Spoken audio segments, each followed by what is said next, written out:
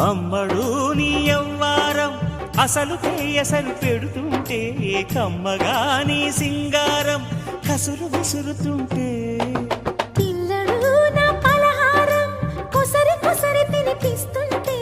మెల్లగా నీ వ్యవహారం కొసరు అడుగుతుంటే చిన్ననాడి అన్న ప్రాసన అయ్యిందో కన్నెదాని వన్న ప్రాసన అవ్వాలో అమ్మ చేతి గోరు ముద్ద తిన్నాను అందగాడి గోటి ముద్ర కావాలో